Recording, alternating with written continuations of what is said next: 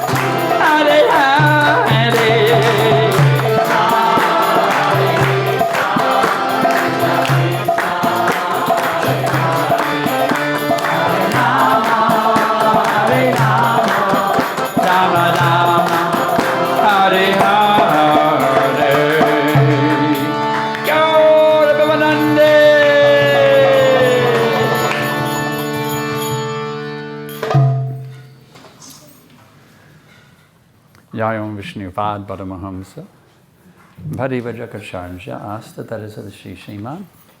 His Divine Grace, Srila A.C. Bhaktivedanta Tridandi Goswami Maharaj Prabhupada Jai. ISKCON founder Acharya Srila Prabhupada Ki Jai. Patita Pavana Savior the fallen souls Srila Prabhupada Ki Jai. Jayom Vishnupad Paramahamsa Parivajakacarya Asta Tarasada Shri Sriman. His Divine Grace Srila Bhakti Siddhanta Saraswati Goswami Maharaj Prabhupada Ki Jai. Ananta Kori Vaishnava Vini Ki Jai. Namacharya Srila Haridas Thakur Ki Jai. Padamsaka Ho Shri Krishna Chaitanya Prabhu Nityananda Shri Advaita Gadadhar Shri Vasadi Gaura Bhakta Ki Jai. Shri Shri Radha Krishna Gopi Gopinath Shamakun Radhakun Giri Govardhan Ki Jai. Vrindavan Dham Ki Jai. Mayapur Dham Ki Jai. Navadip Dham Ki Jai. Jagannath Puri Dham Ki Jai. Ganga Mai Ki Jai. Jamuna Mai Ki Jai. Bhakti Devi Ki Jai, Tulsi Devi Ki Jai, Samaveta Bhakta Vrinda Ki Jai, Gaura Premananda. All glories to the assembled devotees. All glories to the assembled devotees. All glories to the assembled devotees. All glories to Shri Shri Guru and Gauranga. All glories to His Divine Grace, Srila Prabhupada. Nama Om Vishnu Padaya Krishna Prastaya Buddhale Srimate Bhakti Vedanta Shamaniti Namane Namaste Saraswati Devi Gauravani Pracharine Nirvishesha Shunyavadi Paschajite Shatarini. So first of all, I'd like to acknowledge the great mercy we have gotten here in Austin this weekend. His Grace Vaisesika Prabhu has come with his good wife to enliven us in the mood of preaching Krishna consciousness. Vaisesika Prabhu is one of the leaders of our movement. He's a big leader of our society, and we're very honored and blessed to have him here today.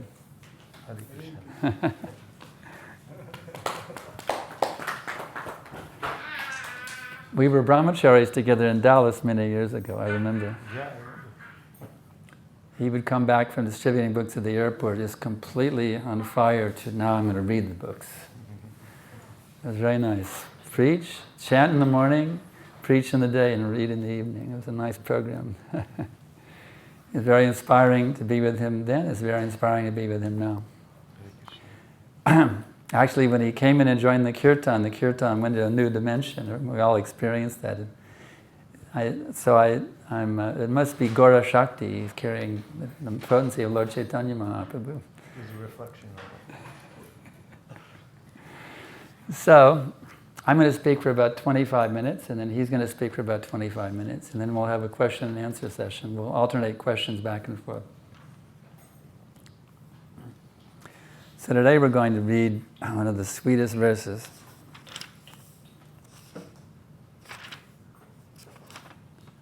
Bhagavad Gita 10:9. Om Namo Bhagavate Vasudevaya. Om Namo Bhagavate Vasudevaya. Om Namo Bhagavate Vasudevaya. Om Namo Bhagavate Vasudevaya. Om Namo Bhagavate Vasudevaya. Om Namo Machchita Madgata Prana Bodhayanta Parasparam Katayantascha Mam Nityam Tvashyanta Chavamante Cha. Translation and purport by His Divine Grace Srila Prabhupada. The thoughts of my pure devotees dwell in me. Their lives are fully devoted to my service. and they derive great satisfaction and bliss from always enlightening one another and conversing about me. Purport by Srila Prabhupada. Pure devotees, whose characteristics are mentioned here, engage themselves fully in the transcendental loving service of the Lord. Their minds cannot be diverted from the lotus feet of Krishna. Their talks are solely on the transcendental subjects. The symptoms of the pure devotees are described in this verse specifically. Devotees of the Supreme Lord are 24 hours daily engaged in glorifying the qualities and pastimes of the Supreme Lord. Their hearts and souls are constantly submerged in Krishna, and they take pleasure in discussing Him with other devotees. In the preliminary stage of devotional service, they relish the transcendental pleasure from the service itself, and in the mature stage, they are actually situated in love of God. Once situated in that transcendental position, they can relish the highest perfection, which is exhibited by the Lord in His abode. Lord Chaitanya likens transcendental devotional service to the sowing of a seed in the heart of a living entity. There are innumerable living entities traveling throughout the different planets of the universe, and out of them, there are a few who are fortunate enough to meet a pure devotee and get the chance to understand devotional service. This devotional service is just like a seed, and if it is sown in the heart of a living entity, and if he goes on hearing and chanting Hare Krishna, Krishna Krishna, Hare Hare, Hare Rama, Rama Rama, Hare Hare, that seed fructifies, just as the seed of a tree fructifies with regular watering. The spiritual plant of devotional service gradually grows and grows until it penetrates the coverings of the material universe and enters into the Brahmajyoti effulgence in the spiritual sky. In the spiritual sky also, that plant grows more and more until it reaches the highest planet, which is called Goloka Vrindavan, the supreme planet of Krishna. Ultimately, the plant takes shelter under the lotus feet of Krishna and rests there. Gradually, as a plant grows fruits and flowers, that plant of devotional service also produces fruits. And the watering process in the form of chanting and hearing goes on. This plant of devotional service is fully described in the Chaitanya Charitamrita Madhya Lila chapter 19. It's explained there that when the complete plant takes shelter under the lotus feet of the Supreme Lord, one becomes fully absorbed in love of God. Then he cannot live for a moment without being in contact with the Supreme Lord, just as a fish cannot live without water. In such a state, the devotee actually attained the transcendental qualities in contact with the Supreme Lord.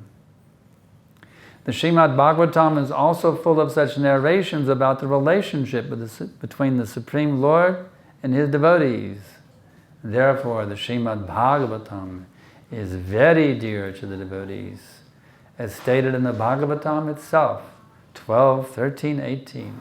Srimad Bhagavatam Puranam Amalam Yad Vaishnavanam Priyam. In this narration, there is nothing about material activities, economic development, sense gratification, or liberation.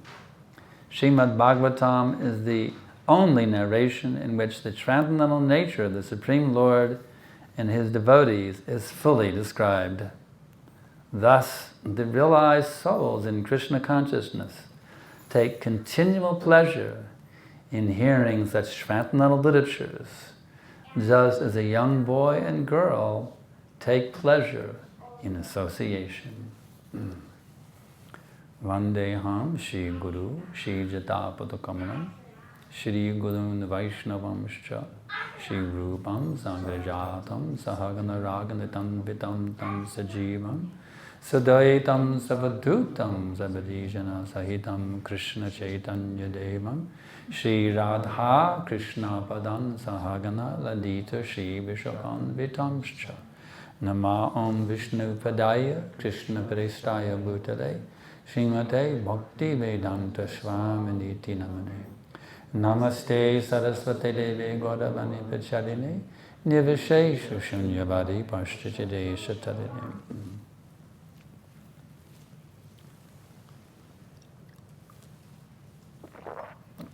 So, in this material world, everyone is running after this boy-girl relationship. So many rock and roll songs were million sellers because of boy-girl relationship glorification. But actually there are people who are completely frustrated in this boy-girl so-called enjoyment. Because that is not our position. That is Radha and Krishna's position. They are the boy-girl enjoyment pair. You see. We are not meant to be in that position. But we can enjoy more pleasure by taking up Krishna consciousness. It's not that we are bereft, that Krishna gets to enjoy and we don't get to enjoy.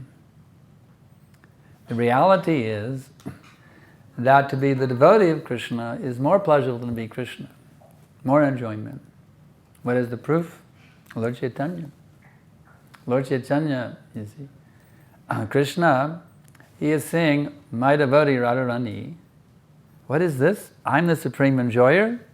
I've declared that in Bhagavad Gita. Bhoktaram jagatapasam, I'm the supreme enjoyer, but yet this girl, Radhika, she is enjoying more than me. What is this? How is this? He wanted to understand, how is this possible? The devotee can enjoy more than the Lord. So that golden-limbed girl, you see, she is called Gaurangi, the golden-limbed girl. So he took that mood and that complexion and became Gauranga, Chaitanya Mahaprabhu. So he could relish the pleasure of being a devotee, which is more pleasurable than being the Lord himself. So to be envious of God, it is foolish. That envy of God has brought us here. It doesn't make any sense. It's foolish. Because the devotee relishes more. Why be envious of someone whose pleasure is not the greatest pleasure? You see? You can enjoy greater than God just by becoming the devotee of God. So this verse describes how one gets that pleasure. Machchita madgata prana bodhayantak padaste katyantastamam nityam tashyanti cha brahmanti cha. They enjoy like anything, transcendental bliss, ramanti. They become very, very pleased, tashyanti. Actually, there's nothing sweeter than Krishna Katha, the topics of the Lord. Any other topic, it becomes very dry, stale, and useless. Just like that verse. Panak panash charvita charvananam. Chewing the chewed. You may chew some sugar cane, you see, but the sweetness goes away very quickly. And if you keep trying to chew it, you can't get any more sweetness out of that sugar cane. But there is one sugar cane that gives unlimited sweetness. Krishna Katha. That you can chew forever. And with every chew, it gets sweeter. With every bite, it gets sweeter and sweeter and sweeter. You see? When I read these purports, certain words will jump right out of the page and zap me. And today's reading, this word submerge really jumped out of the page at me. Submerged. Submerged in Krishna. You see? It's like we may go swimming in some lake or some ocean, you see. So, this Krishna Katha is very nice reservoir of pleasure. and to hear and chant these wonderful glorifications of this amazing person. You just go deeper and deeper. You become more and more submerged. And this is something you can do for the whole life. And how long does the life last? It's endless. It doesn't end with this body. That's an eternal existence of becoming more and more and more submerged in Krishna. The most astounding, amazing person you could ever hope to meet, ever hope to know, ever hope to associate with. He's available. He makes himself personally available for you. You get to have your own personal Krishna. It's like the queens in Dwarka. Each one had their own personal Krishna. So Krishna is so merciful, he gives his own personal Krishna to every one of his devotees. So you don't have to wait around. When will I get my turn to associate with Krishna? You see, you can have Krishna forever as your personal associate. That amazing person, you see, Venam Kvanantam Adavindalayataksam Barhavatam Asitam Buddhasundarangam Kandarpakoti Kamani Visheshashobham Govindam Adipurusham Tamaham Bhajami. I worship Govinda, the primeval Lord, who is adept at playing on his flute with blooming eyes like lotus petals. You ever seen anybody who had blooming eyes like lotus petals? Actually, we did. We forgot. We all had that experience. We saw Krishna previously, and we've long forgotten it.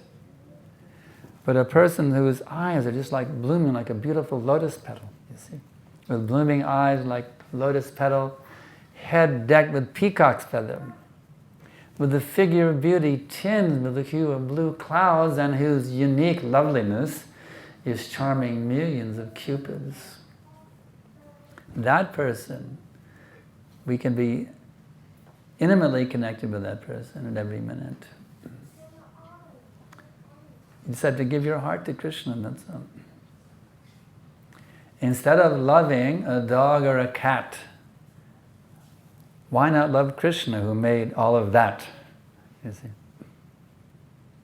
Repose your love in the supreme lover who can reciprocate love unlimitedly, purely, without any restriction, without any inhibition, who can just submerge you in an unlimited ocean of loving relationship for all of eternity. You see, Krishna is that person we're all looking for, that friend, that lover, that companion. We're hankering for Krishna, and we're trying to find him here and there. But we are never satisfied here in this world. We're never satisfied. Dushparena nalena cha. And this material energy burns like fire, and it never satisfies the living being. The illusion is there of satisfaction, but actually there's no tangible satisfaction here. You may think you're satisfied. Oh yes, I'm very good, I'm very happy. How are you? Oh, I'm feeling great. You see? Most people say, oh yeah, I feel great. It's a game. They're playing a game.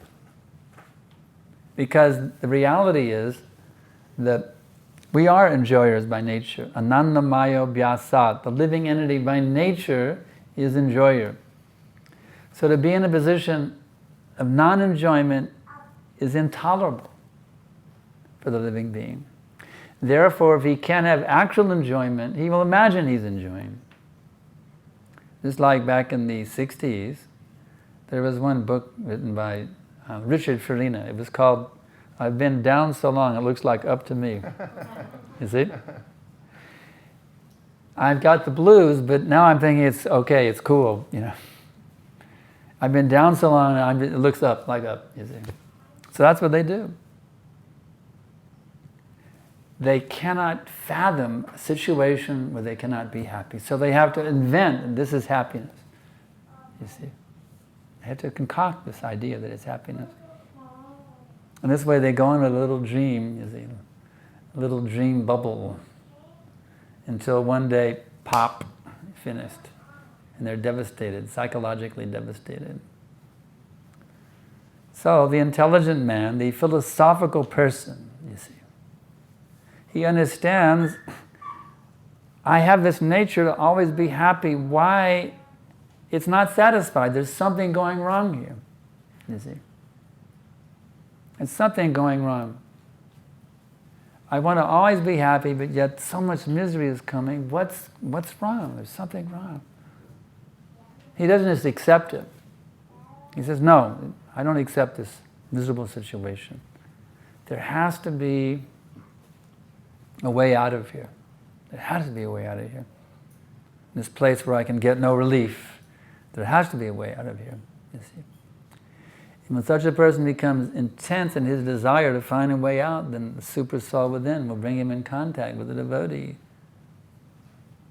He'll bring him in contact with transcendental knowledge. So that soul who's genuinely seeking a way out of this horrible, nightmarish condition will get the seed of bhakti as described here in this purport. So, if you're very fortunate to get that seed of bhakti, then you have to take full advantage. It's like a gardener. If he gets a very nice seed, he has to water it. He plants it in the soil of the garden. He must water it very nicely. If you don't water the seed, what will happen? That seed will die.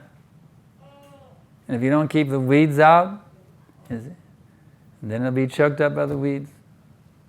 And if you don't build a good fence when that mad elephant comes tromping through your neighborhood, one step, finished. So, the intelligent gardener, you see, he waters very nicely, he weeds regularly, he builds a very good fence to protect that plant, you see. So Prabhupada has taught us how to do that, you see, to be very good gardeners of the seed of bhakti. Prabhupada has come with the seed of bhakti. It's like we had in American history Johnny Appleseed, who went traveling around planting apples. So Prabhupada has created, this is the Bhakti Seed Institution. Prabhupada, with so many empowered agents, you see, is distributing these seeds of bhakti all over the world. Everywhere, the seeds of bhakti, millions and billions and trillions of seeds of bhakti are going out in so many ways. The books, the harinam, the prasadam, so many ways these seeds of bhakti are being planted. And those whose soil is fertile, who are open, just like you were describing this morning, you see. If they're not open, don't bend their ears, you were saying very nicely. But if they're open, pour the mercy in. You see.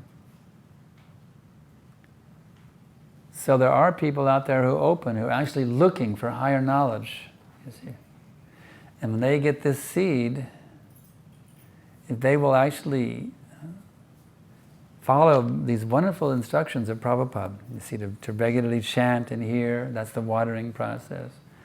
To give up sinful activities, illicit sex, meat eating, intoxication, and gambling. That's the weeds, you see. And they build a very strong fence of not being offensive to devotees, of learning how to love and appreciate all the devotees. It's a very important thing. We have to appreciate all the devotees. We should not be envious of the devotees. We should think, oh, I have so much been blessed by this association of this wonderful personality. How fortunate I am to be blessed by the association of this wonderful, wonderful personality, a devotee of the Lord. So if we have this mood of respect and appreciation for the Vaishnavas, of all levels, advanced devotees, intermediate, even beginning devotees, it's a blessing at every step. Every devotee is a blessing.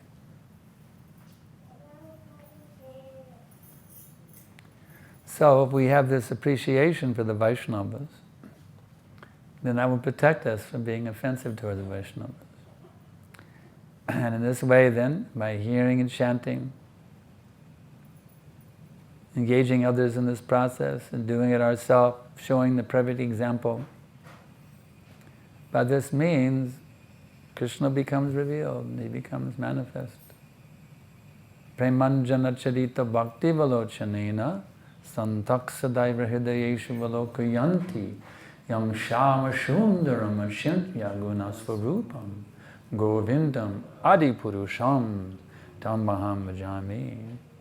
I worship Govinda, the primeval Lord, who was Shama Sundar, Krishna himself, with inconceivable, innumerable attributes, whom the pure devotees see in their heart of hearts, with the eye of devotion tinged with the salve of love. That's a very wonderful salve, you know. You're a pharmacist. Do you have that Premanjana at your pharmacy? No. But our Prabhupada, he was a pharmacist also. He's still a pharmacist, but now he has one medicine only in his pharmacy. See, ISKCON is actually a pharmacy. We only have one medicine, it's called Premanjana. It's interesting, that word Anjana, the ointment, we usually translate it, but there's another not so often used word in English. Unguent is another word for ointment, which is very close to Anjana. Anjana unguent. So we have to take advantage of this wonderful ointment, unguent, Prem Anjana, that the Prabhupada pharmacy known as ISKCON is dispensing. Usually for eye ointment, you tilt your head back, you open your eye, you squeeze it here, blink your eyes a little bit, to get it in your eyes. But this is a very different, unusual kind of ointment. It goes in here, an eye ointment in the ears. Yes, this eye ointment goes in the ears. You see. Now don't let it go in one ear and out the other, then you won't get the benefit. You got to pay attention. You got to hear submissively, you see. You got to take it into your heart, through your ears into the heart, and then from the heart then it goes to it purifies the eyes, you see. By taking this message to heart, your vision becomes transformed. Actually, we're all suffering from cataracts at the present time. The cataracts of lust, anger, greed, madness, illusion, and envy. But this Prem Anjana, it melts away the cataracts, and ultimately we will see Krishna. Krishna even says in Gita, one who sees everything in me and sees me within everything is never lost. Is never lost. Nor is he ever lost to me. So that vision comes. One can do Prabhupada says you can eat with Krishna, you can talk with Krishna, everything. In one lecture I've been listening to a lot lately, you can have everything. Krishna's association with no restriction. But we have to qualify ourselves by this hearing and chanting process, by engaging in the service of the Lord, serving the Vaishnavas, serving our spiritual masters, serving Srila Prabhupada. In this way, gradually, everything becomes manifest. Actually, Krishna is already there, but our vision is distorted.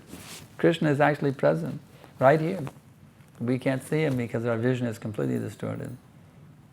It's like you take your glasses off, you can't see very well, you see. So this is corrective lenses. There's another way of understanding it. We have corrective lenses. It's called Shastra Chaksus. By seeing everything through the eyes of the scripture, you will never be bewildered, you'll never be confused, you'll never be lost, you see. This is why we have to read Prabhupada's books. Actually, Prabhupada said that all of my disciples have to read all of my books. Now you may think, well, I'm a grand disciple, I don't have to worry. But grand disciples are also disciples. Just another type of disciple, you see. The word disciple is also there. Grand disciple is also a disciple. So we all have to read Prabhupada's books. For every generation, the ISKCONites, we must all read Prabhupada's books. Disciples, great and grand disciples, great grand disciples, great grand disciples, great grand disciples, great grand disciples. As many generations as there are, Prabhupada's books are the foundation of our society.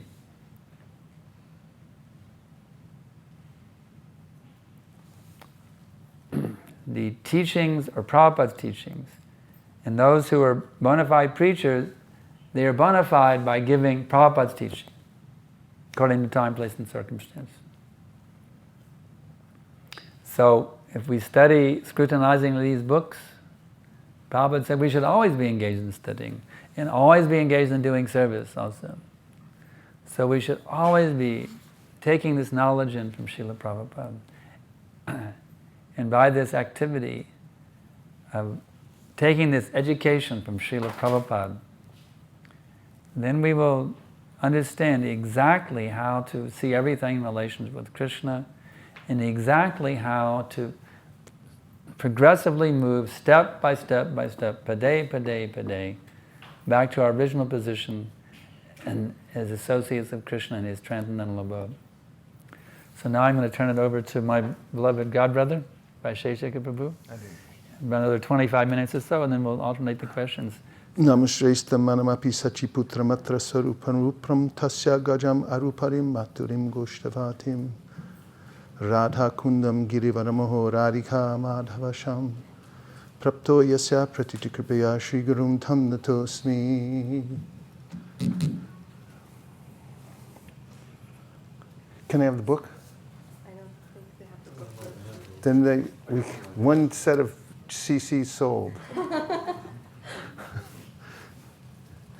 It's just aesthetically more pleasing. Huh? The house is also under repair, so we do not know. They're hidden somewhere. It's Gupta. I would like to thank His Grace Sankarshan Prabhu and his good wife Vishnupriya Devi Dasi for their kind hospitality and inviting us here to this enchanted land of Austin, Texas. And I'm so happy to see all of you here, taking shelter of them and the abundant Krishna Katha that flows from here. I've known Sankarshan Prabhu for many years and have become delighted to come back in his association, to be a part of his orbit. He's a proof, living proof, that by following the orders of the spiritual master, one becomes empowered to pass on the same potency to others. And he's doing so all over the world. So with the greatest love and respect for my godbrother, I'm offering my obeisances and thank him for his kind hospitality. Hare Krishna. And it's a pleasure to meet all of you here in Austin. And I'm so happy that Sankarshan Prabhu has chosen this verse from the Bhagavad Gita and spoken on it with such enthusiasm, deep enthusiasm coming from his heart. And thinking about the effects of Krishna Katha, as he was speaking, as you were speaking, I was remembering the story in the Srimad Bhagavatam of the wives of the Brahmins who were assisting their husbands in performing a Vedic yajna. And in this story, in the Srimad Bhagavatam, Krishna and Balaram are walking in the forest with their friends. And the friends say to Krishna and Balaram, "We're very hungry. Please, could we have something to eat?" And Krishna points out that nearby there are some yajnik Brahmins performing a sacrifice. And that there's a time during the sacrifice, before the sacrifice goes on. Can you find in the Tesham Satata Yuktanam? It's quoted in the first chapter. There's a time when the yajna can be broken and the Brahmins can distribute food. So they go there at that time and they offer their obeisances to the Brahmins and they say, "Oh, earthly gods, we are here on behalf of Krishna and we're in the forest and we're all very hungry. Krishna's hungry, we're begging food for him. Please, could you give us something?" And you know what those Brahmins did? What? They did nothing. Ignored him. That's painful. Have you ever been ignored? That hurts more than anything, to be ignored. So the boys came back quite distraught to Krishna and Balaram. They said, they ignored us. They didn't say anything. They didn't even acknowledge our existence. And Krishna said that you should never become discouraged while begging, because this is the way of begging. Some people might take and some people might not take. And then he told them, now you go back and you ask from the wives of the Brahmins who are preparing the food stuff, helping their husbands get ready for the yajna. This time ask in the name of Balaram, because he's in a higher caste. Well, they came in to see the wives of the Brahmins, and did the cowherd boys, and they offered their obeisances. And no sooner had they uttered the words Krishna and Balaram are in the forest, they were about to say they're hungry, they need something to eat. They were just getting the words out of their mouth. And these women dropped everything and that they were doing for the yajna, and they began putting the foodstuffs together to take to Krishna and Balaram immediately, out of complete ecstasy, spontaneous attraction. They abandoned their duty to their husbands. They abandoned the yajna. I see some women smiling here, very good.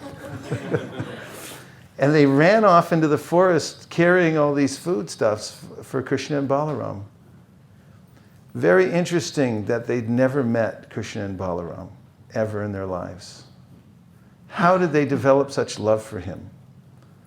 That when they saw him in the clearing of the forest, and Krishna, who's the super soul in everyone's heart, was embracing them within their hearts, within his heart, and in his hand he is twirling a lotus flower, as if to say that I'm holding you in my heart. Well, the history is that these wives, when going into the marketplace regularly to buy the ingredients for the yajnas, which they assisted their husbands with over and over again, would come in contact with pure devotees, who were some of the merchants. The betel nut salesman was a pure devotee, and others in the marketplace were pure devotees of the Lord from Vraj. And while they were exchanging, they were doing barter for certain items, taking them back, they heard the topics of Krishna. Did you hear about the lotus-eyed Krishna and what he's doing in Vraj? And describing the pastimes of Krishna to these devotees, they developed this love within their heart, intense love, so they were always thinking of Krishna. And when they had the opportunity to meet him, they ran. And when they went to the forest to meet Krishna and embraced him within their hearts, he embraced them within his heart. They said, we will just stay here in the forest, and we won't even be visible. We'll stay in the background. And we'll make arrangements for you and the gopis in the forest so that you can go on with your loving pastimes. We're insignificant, so we just want to serve in the background. You don't even have to see us. We just want to be here to serve. And Krishna ordered them, you must go back. And they said, how can we go back? Our social position is now ruined. We dropped everything, we left. And he said, no, I will arrange everything. You go back. So when they went back, the husbands then became transformed and began to offer their deepest respects to their wives, saying, you are actually great devotees. We are insignificant. And not only that, we're fools. And they cursed all their Vedic preparations and sacrifices that they've been performing. And in fact, in the Bhagavad Gita, Krishna says that those who are performing all kinds of Vedic yajnas, following the Vedas, but they don't know anything about Krishna, are devoid of any benefit. They missed the whole point. They lost everything. So the Vedic Brahmins said, to hell with our Vedic sacrifices. To hell with our mantras. To hell with our perfect timing, how to do everything. They said, our wives are the real devotees. They have achieved the essence of all the Vedas, which is love for Krishna. We are insignificant. We are just their followers, practically. And so this particular pastime shows the power of Krishna Katha and this phenomena of developing love for Krishna before even meeting him is called Purvarag. It means that there's a natural spontaneous attraction and love for Krishna. Purva means before you actually meet him. We see people in this world who revere rock stars and all kinds of movie stars and things, and they'll put up posters in their house and pine over the poster, oh, such and such. In Elvis Presley days, which are probably still going on, people would keep posters of Elvis. They go to Graceland, which was his hometown where he had his Bhajan Kuntir, and get a little dust from that place. Think about Elvis, pray to Elvis, and so forth, sing song. There was a radio station that played Elvis 24 hours a day, nonstop. I don't know if they can handle it still. But these things are going on in the material world, and this is mentioned at the very end of this purport. Prabhupada gives this reference to the verse by Rupa Goswami. Yuvatinam yata yuni yunam cha yuvatau yata mano biramate tadvan mano me ramatam tvayi. Just as the minds of young boys are attracted to young girls and young girls are attracted to young boys without any prompting, they just go there. Let my mind be attracted to you, Krishna, in the same way. There's a youth bus tour that goes around the world. And boys and girls get on the bus. One of the leaders of that bus tour was telling me that they went off, one was at the Grand Canyon, and some of the young people that were there, because they were so enamored, the boys were looking at the girls and vice versa, they didn't notice that they were at the Grand Canyon. They missed it. This is the level of samadhi that the young people can be in because of attraction. So, and this is an indication of the kind of attraction that a devotee develops for Krishna through hearing, transferring that same kind of attraction.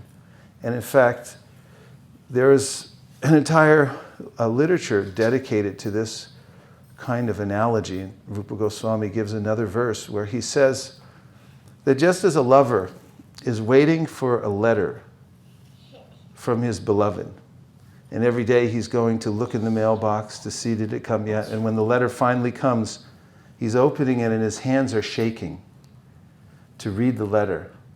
His voice is cracking, and with great emotion, he's reading that letter in complete rapture to get a letter from a lover. So Rupa Goswami says, in the same way, let me be attracted to the Srimad Bhagavatam. Let my hands shake when I pick up the Srimad Bhagavatam. Let my voice crack as I'm reading the Srimad Bhagavatam, and let there be such great anticipation to read these pastimes of Krishna in the Srimad Bhagavatam.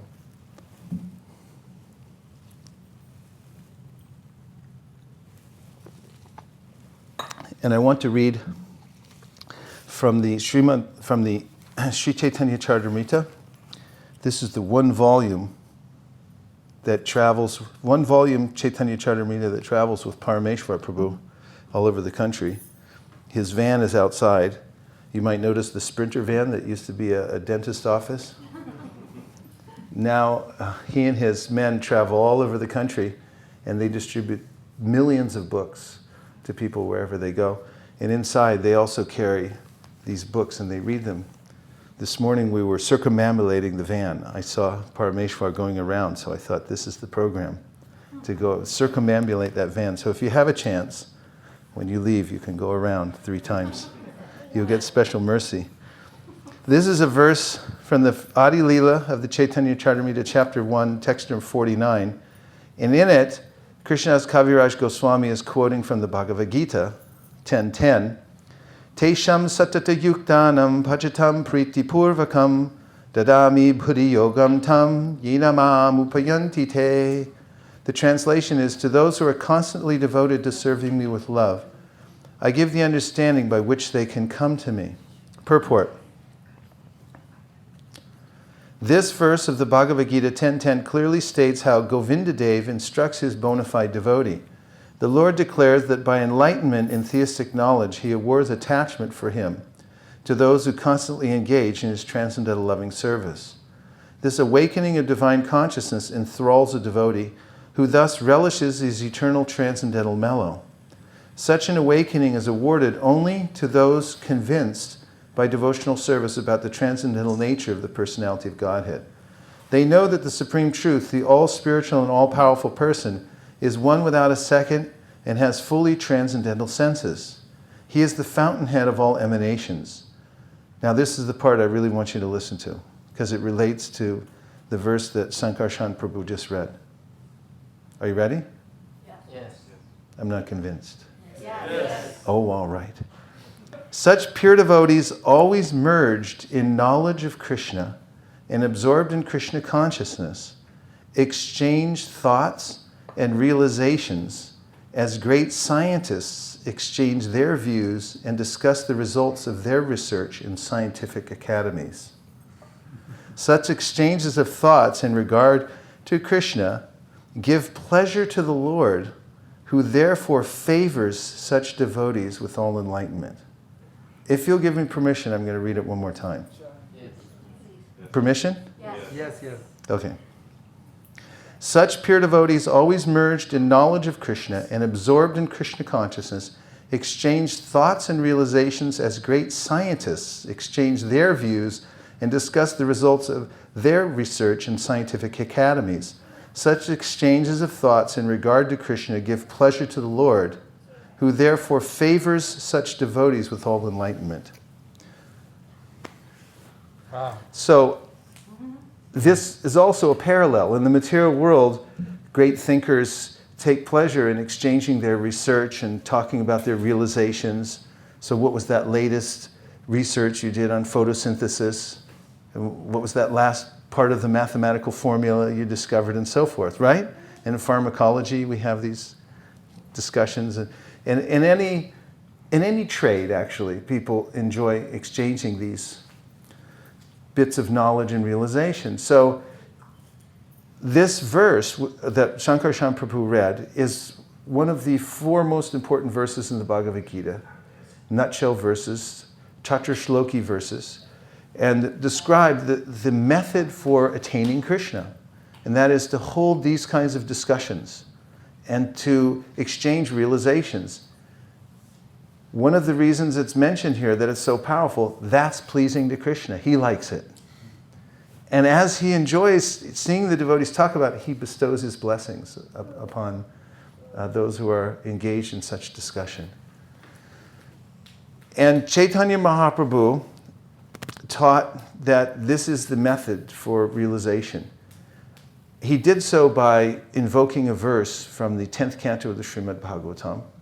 Actually, it was Ramananda Roy who invoked the verse in a discussion, very deep discussion, where Chaitanya Mahaprabhu asked Ramananda Roy, who was acting as his Shiksha Guru, about what is the method, the supreme method for attaining Krishna consciousness, and what is the supreme position. Ramananda Roy gave many suggestions that Mahaprabhu rejected as external. When Ramananda Roy came to this particular suggestion, which he gave in the form of a verse from the 10th canto of the Srimad Bhagavatam, Mahaprabhu accepted it. He said, this is good. Of course, then he said, please say more. And the verse goes like this. Jnane prayasam udapasya namanta eva jivanti san mukharitam bhavadiya vartam stane stita shrutigatam tanuvan manobir ye prayaso jita jito pyasitais trilokyam. And that is a verse spoken by Lord Brahma. This verse comes right after Brahma was bewildered. Brahma was trying to bewilder Krishna. Big mistake. He stole away all his calves and boys. And then Krishna replaced them with exact replicas, which were expansions of his own transcendental body.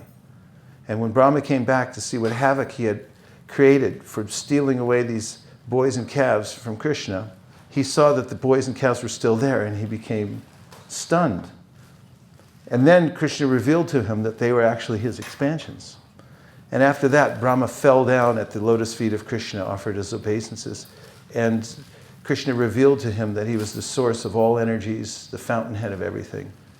And in that mood of complete surrender and defeat to Krishna's supreme mystic powers, Brahma said, give up all endeavors to realize God through your own intelligence.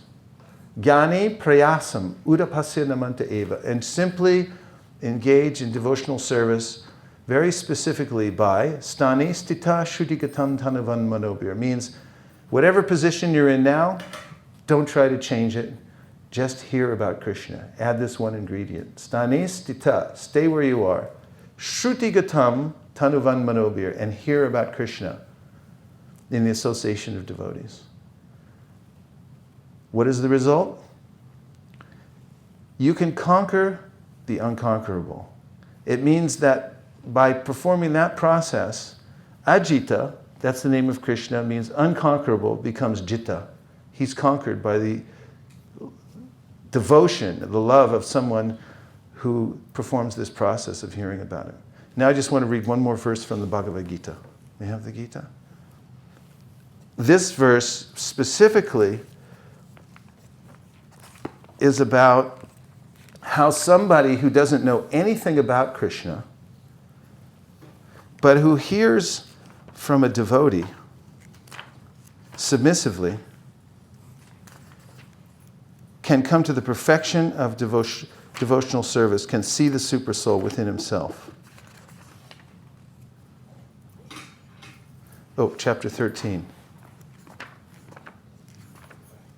Do you know which verse I'm talking about? Anybody here? 4. Wow, that's pretty close. I think it is 26. If so, we have a prize for you. Yeah. Can I have my bag? He deserves a prize. Where's my bag? Let's show him what he's won. First, give him a hand. Yes, this is somebody who knows their way around the Bhagavad Gita, means they're studying very deeply.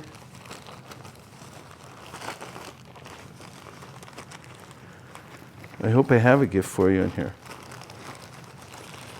Hare Krishna.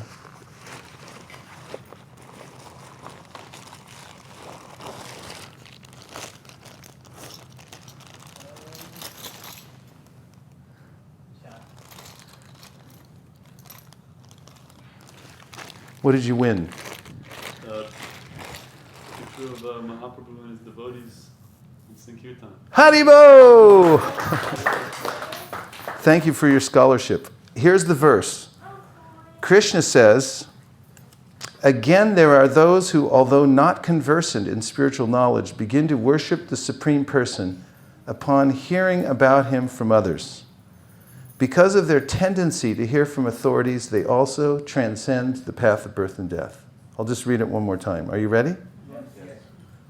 Again, there are those who, although not conversant in spiritual knowledge, begin to worship the Supreme Person upon hearing about him from others. Because of their tendency to hear from authorities, they also transcend the path of birth and death. So, this is the power of hearing. This is the power of discussing. And we meet people all the time when we go out to distribute books, which we just did yesterday, which was a most wonderful activity. We went to what street? 6th and Congress. 6th and Congress, about 20 devotees. We held kirtan and we distributed books to the passersby. They loved it. And we met so many people that are described in this verse. They were eager to hear and they were open. And because of that, they heard about Krishna, and they just took it right in. I heard Prabhupada say this morning that if you just accept that Krishna is the Supreme Personality of Godhead and is completely perfect, then your life is perfect, and you'll save yourself so much trouble. He said you don't even, if you can just save yourself all the research also, and just accept the fact that Krishna is the Supreme Personality of Godhead, you just save yourself so much trouble. And so there are innocent people who have an open heart and they're ready to hear from everybody and anyone. And they're walking around hearing all kinds of things that are polluting to their heart. So it is our duty to constantly broadcast this message of the Krishna's Supreme Personality of Godhead and find those persons who are innocent, who are open, who are willing to hear from authorities. And by doing that, they'll be transformed into devotees. Hare Krishna. Go Premanande Haribo! That was probably more than 25 minutes, but he didn't hear Mataji say anything, so... I could have just kept going right by. Okay. So now we'll pass the microphone back and forth. Sankarshan Prabhu will take a question, and then I'll take a question. Is that correct? Yeah, we'll go back and forth. Give me what to do the video mic too. When it's good for you.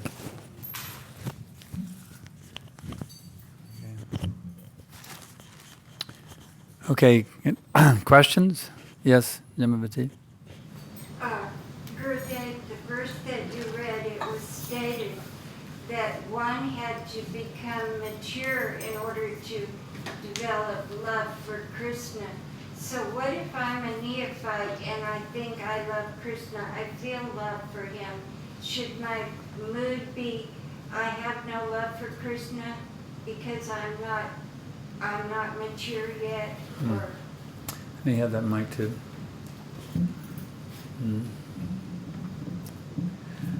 Well, Lord Chaitanya Mahaprabhu, who is the perfection of maturity, Lord Chaitanya is the perfection of maturity.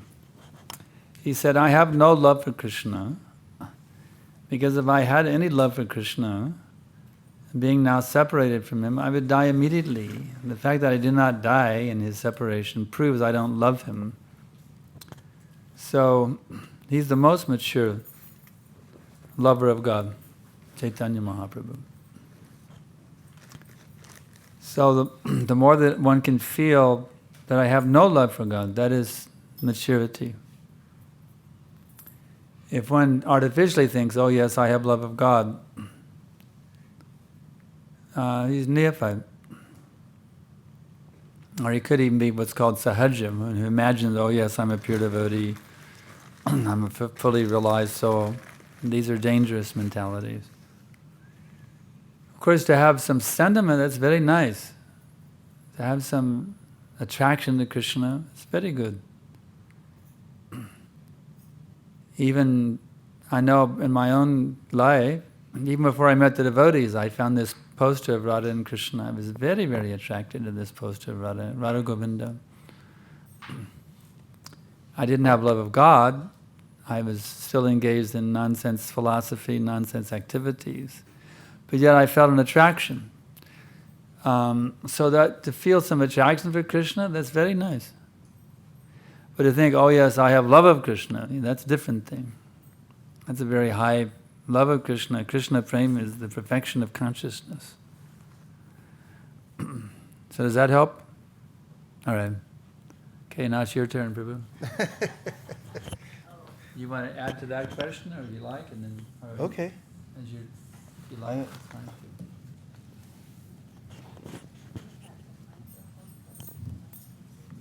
I liked your answer very much. Only thing I would, just to keep going some, I would say that the process of devotional service is scientific. That is that there are documented stages that we can check ourselves for and see what is our level of appreciation or love for Krishna. And we started in the last two classes. In the morning we were talking about, Sankarshan Prabhu began by talking about it, and then I talked a little bit about this morning that there are stages, adau shraddha tata sadhu sangha tabhajana kriya, etc. And it means that in the beginning there's faith, and after faith there's some desire to associate with devotees, and then that comes to a position of engaging in devotional service by initiation, and then freeing oneself from anarthas. And after that comes nishta, or a steadiness in devotional service. And there are symptoms of nishta.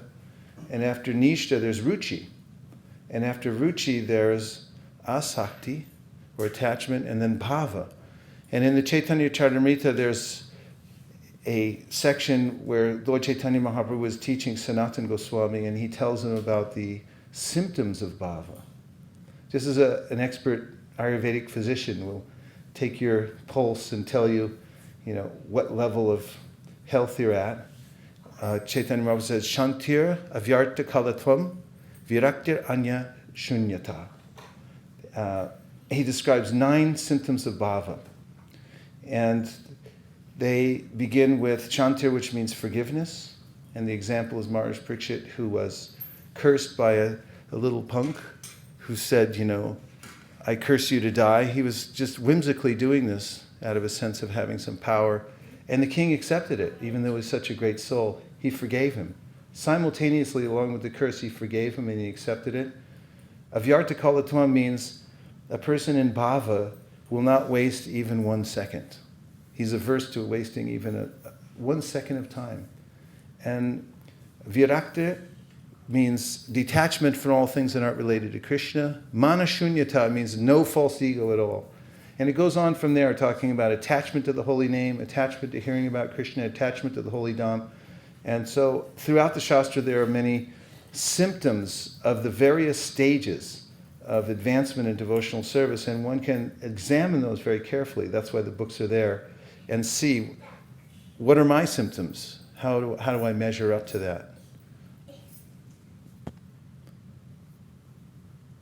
That's your chapter, a new question. New question. I'll answer it briefly and then ask Sankarshan to expand on it.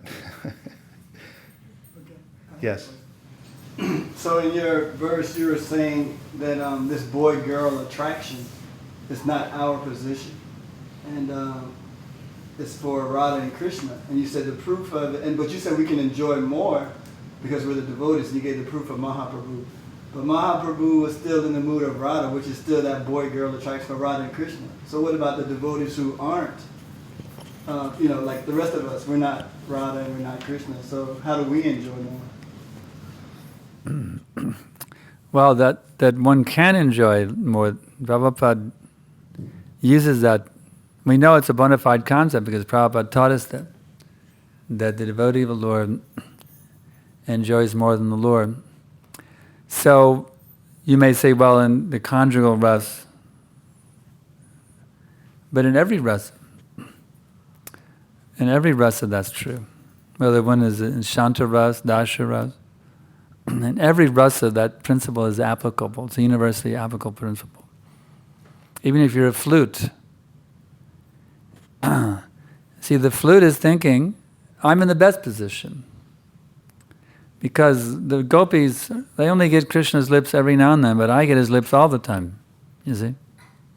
So everybody, every single devotee, whatever their relationship with Krishna is, it doesn't matter which rasa, they all feel, I get the most, and my rasa is the most enjoyable of all rasas.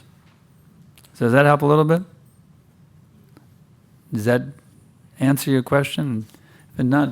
Well, we still have, in other words, we still have this boy attraction, like you said, it's a natural attraction. So how do we get this same type of attraction, and then we're going to enjoy more if that's really just for Radha and Krishna?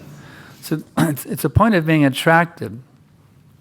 A young boy, without any training at all, sees a young girl and he goes, wow, you see? He's very enlivened and attracted by associating with a young female, and vice versa. So in a similar way, but even more powerful way, the devotee is just overwhelmed by the beauty of Krishna, all the nectarian qualities of Krishna. Just when someone has a crush, on a boy or a girl, they're just always thinking about their beloved. They want to give. Anytime they walk, they see a flower, they I'd like to pick it and offer it to my beloved. You see, everything, their whole consciousness revolves around their beloved. Okay, so when one comes to advanced states of Krishna consciousness, then that same kind of, intense absorption in one's beloved is there.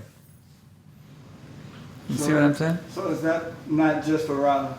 Huh? That position is not just for Radha? For Radharani? Sorry? Is that position not just for Radharani? That's for everyone. Not. Just for Radha. Now, everyone is intensely absorbed in loving relationship with Krishna. Either as a lover, as a parental mood, as a friend, as a servant, or in a neutral mood. Everyone is intensely absorbed. Intensely absorbed. Even the rocks that Krishna walks on, they're intensely absorbed in Krishna consciousness. The rock that Krishna sits on to take his lunch, you see, that rock is in Shantaras. So that rock is very intensely absorbed in loving relationship with Krishna, according to his rasa. So it's true of everyone. Everybody is absolutely, totally in love with Krishna in different ways, but everyone is fully in love with Krishna. Goloka Vrindavan means everybody is madly in love with Krishna. When Krishna goes to even the animals, you see, they become stunned. Krishna loves the gopis, he also loves the calf. He embraces the calf also. He embraces the gopis, he also embraces the calf. You think he only loves the girls? No, he loves everyone. The calves are also beloved, very much beloved by Krishna. So everyone is in intense loving relationship with Krishna. Nobody's left out. Does that help? Okay, keep going. More stuff. Question, more question. Yes. This question is different from the topic we discussed today. So it's about Putana, right? So Putana attained a spiritual position compared to other demons. She also fought with Krishna, and other demons fought with Krishna. But I think whoever plays a part in Krishna's actually attain mukti, some type of liberation. But why Putana is very special that she attained a spiritual position as a nurse for Krishna. For other demons, they attain some kind of one of the 5 types of mukti. The question was, in case you didn't hear, why is it that Putana attained a special kind of liberation, whereas other demons that Krishna killed attained an ordinary kind of liberation? Is that what you said? Right. Actually, anyone killed by the Supreme Personality of Godhead Krishna attains special kind of liberation, or vimukti. And that's explained in the story of Aghasura, that he attained vimukti because Krishna walked in his mouth. And Prabhupada, and then Shukadeva Goswami explains that great yogis are trying to get Krishna to stay in their heart or in their mind, and Krishna walked in the mouth of Aghasura. So especially the Goswamis talk about, and Jiva Goswami particularly, about how special Krishna's manifestation is. Krishna is the Supreme Personality of Godhead. When he touches or liberates those demons, they attain a very special kind of liberation. Sometimes it appears that they're entering into an impersonal kind of liberation, but that's only the gateway. Prabhupada explains this in the Bhagavatam in the 3rd canto, that actually they have a higher destination than that. Even it's explained when Jai and Vijay were going through being killed in their various manifestations, they would attain, those various forms of demons would attain impersonal liberation, but that wasn't their ultimate destination, Prabhupada points out. In any case, with Putana, there's a history of Putana in her previous life that you know about, probably, right? Multiple versions, I heard about. Pardon? Multiple versions of the previous life. Just that she was the sister of Bali.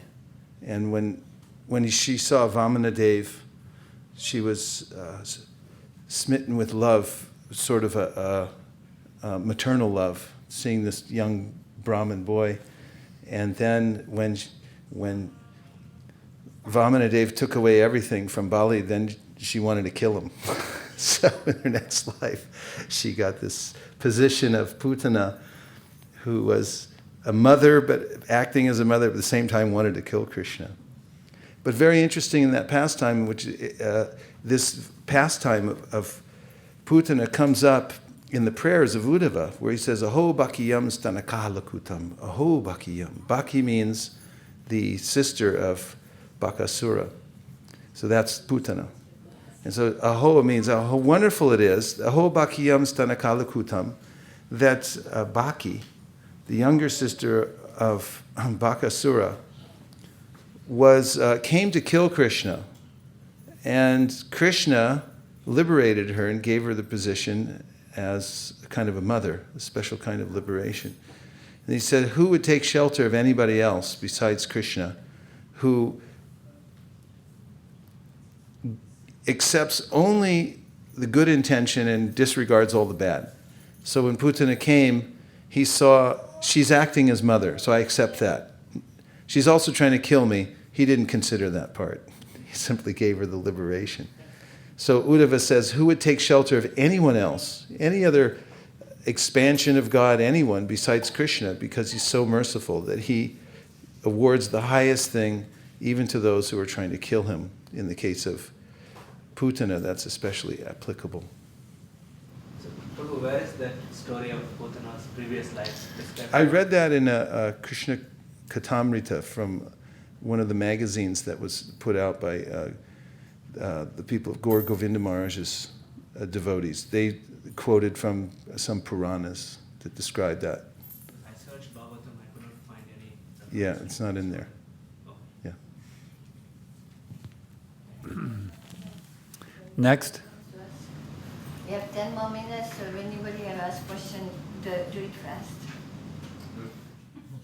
10 more minutes. 10 more minutes? All right. You want to? Should we stop here or go for 10 more minutes? 10 more minutes. We have to have a question. Otherwise, we'll stop. This is your chance. That question you never dared ask before. Now you can ask it. Yes. Vaisesika Prabhu was mentioning the other day that we should go after the ripe fruits, but I've also heard maybe yourself and some other devotees say that we should cast a very wide net and we should just approach everyone. So how do you balance these two concepts? What is the question? I was talking about how when we go out to preach, we should look for the ripe fruits, those who are ready, and pick them, and the ones who aren't ready should leave them on the vine. Yeah. She said at the same time, you often preach that we should cast a wide net and go after everybody. How do you reconcile these two different opinions? Actually, they're only apparent different opinions. The opinion is exactly the same. You have to see, you actually peruse the entire selection of people. I mean, everybody's a candidate. The first position is everybody's a candidate. So then but out of all these, well, this one is really a candidate, this one is not. So we're open to saving everybody, but it's just like on an example is, on the battlefield, there are the medics. And so many soldiers are wounded, some severely wounded, some slightly wounded, some hopelessly wounded. So the medic, his duty is actually to tend to all of the wounded soldiers. But for practical purposes, he has to see who are the ones that I can most likely save. If somebody is a hopeless case, he's just dying right now, and there's no way to save him, it's better to go to that person you can save. So actually our mission is to save everyone. But those who are hopelessly entangled, you really can't do anything to save them. Why waste your energy? Put your energy where you can actually be effective, just like that medic. See the person that, yes, this person I can actually save him. This one I can try, but I won't be able to save him anyway. Let me go to this person that I can save this person, you see. So in that way, we should be, we want to help everyone, but at the same time we should be selective. Does that make it clear? So it's the same. There's no difference.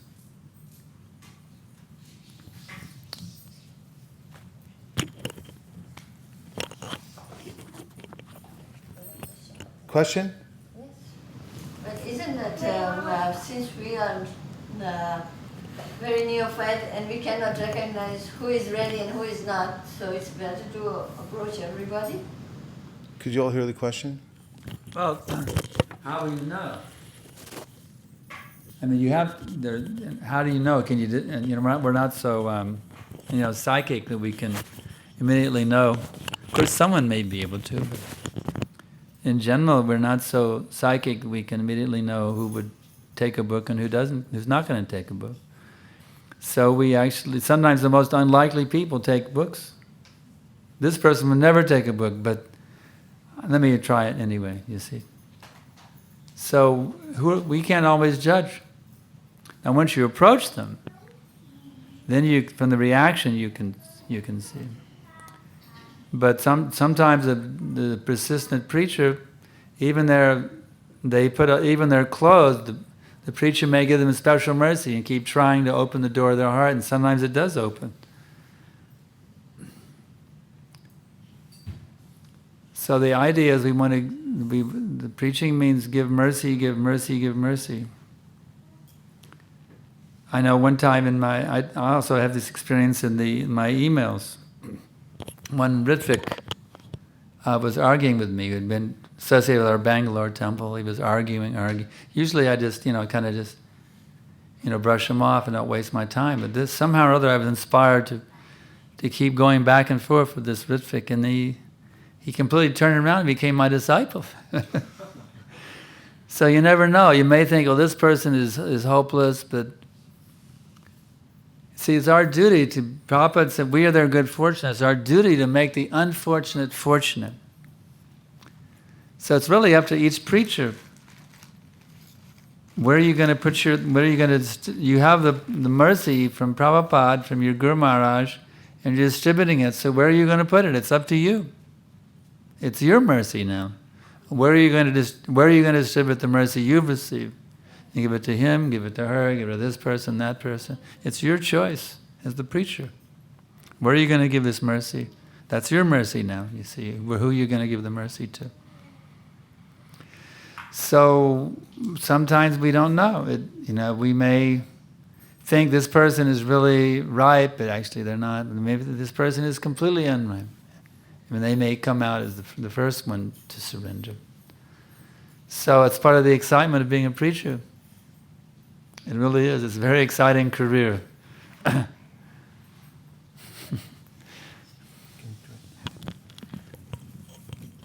was interviewing different devotees for a book I'm writing about Sankarshan, and one devotee in Hawaii was telling me that one night he was walking down the street and there was a whole line of devotees distributing books.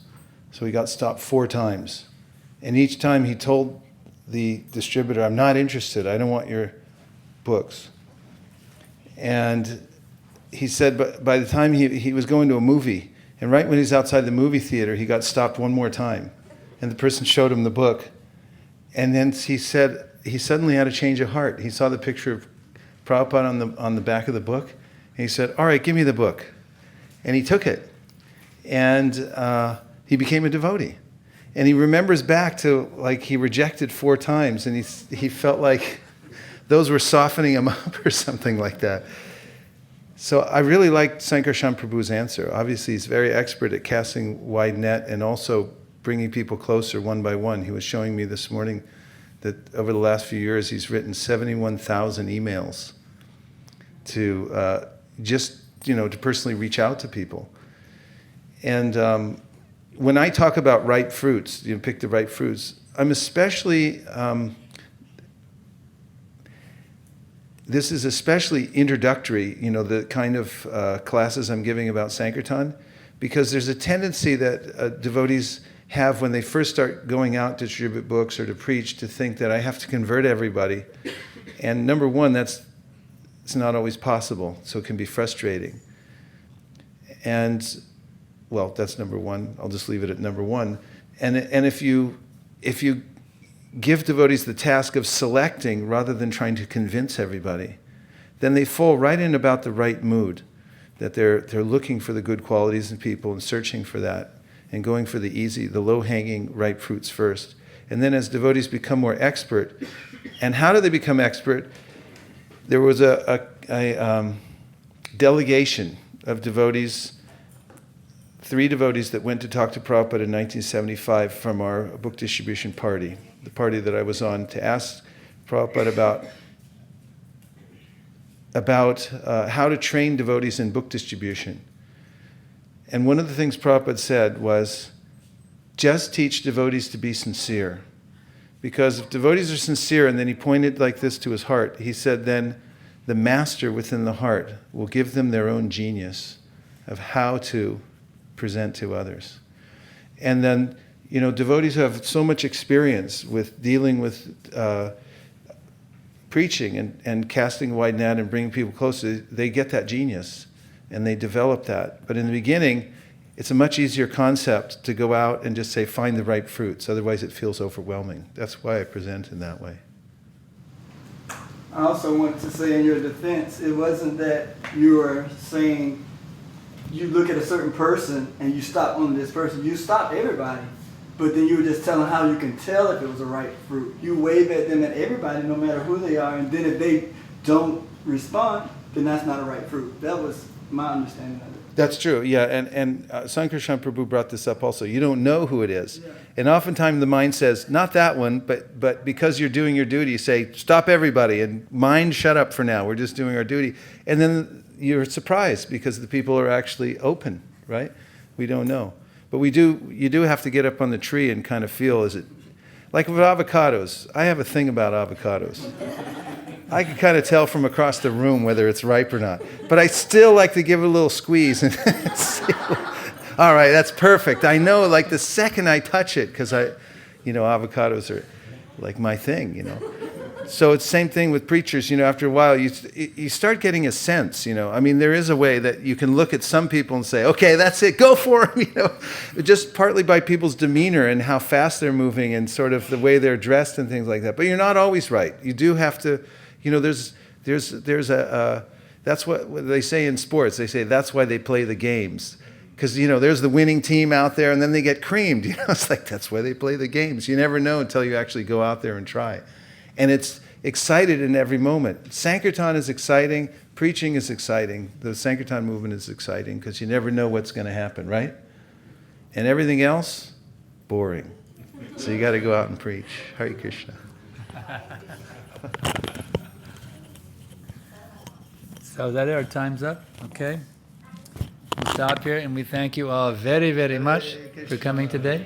Srila Prabhupada ki jai. Krishna Kita ki jai. Vaisesika Prabhu ki jai. Sankarshan Prabhu ki jai.